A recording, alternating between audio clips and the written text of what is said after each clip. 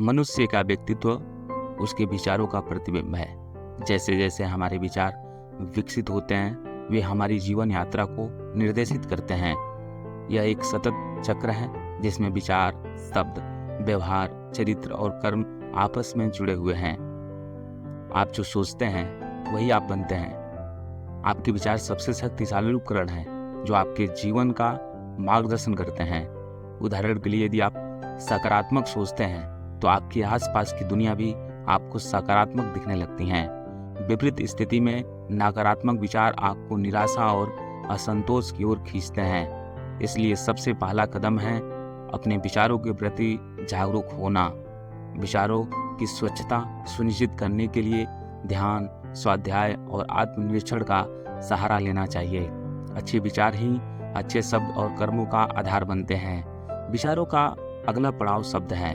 आपके द्वारा बोले गए शब्द आपके आंतरिक विचारों का प्रतिबिंब होते हैं। उदाहरण के लिए यदि आपके विचार संयमी और सकारात्मक हैं तो आपके शब्द भी सुसंस्कृत और प्रेरणादायक होंगे। शब्द व्यवहार का निर्माण करते हैं, इसलिए हमें यह समझना होगा कि हमारे शब्द हमारे जीवन की दिशा तय करने में कितनी महत्वपूर्ण भूमिका निभाते हैं। अगर हम अपने शब्दों को अनुशासन में रखें तो हमारा व्यवहार और चरित्र भी उसी दिशा में उन्मुख होगा। शब्दों से उपजे व्यवहार ही हमारी आदतों को जन्म देते हैं। बार बार किए गए कार्य हमारे चरित्र का निर्माण करते हैं। जैसे एक व्यक्ति जो हमेशा सत्य बोलता है उसका चरित्र ईमानदार और सत्यनिष्ठ बन जाता है। दूसरी ओर अगर कोई व्यक्ति हमेशा छल और कपट से कार्य करता है तो उसका चरित्र भी वैसे ही बन जाता है। इसलिए हमारे व्यवहारों पर सतत निगरानी रखना आवश्यक है। जैसे हम व्यवहार करेंगे वैसे ही हमारा चरित्र आकार लेगा। चरित्र से उत्पन्न होने वाले कर्म ही हमारे भाग्य का निर्धारण करते हैं। कर्म का चक्र अटल है। आपके द्वारा किया गया प्रत्येक कर्म, चाहे वह बड़ा हो या छोटा, आपके जीवन की दिशा को प्रभावित करता है। जैसा आपका कर्म होगा वैसे ही आपका भविष्य होगा। इसलिए हमें अपने चरित्र और कर्मों के प्रति अत्यधिक सतर्क रहना चाहिए, क्योंकि वही हमारे भविष्य का निर्माण करते हैं।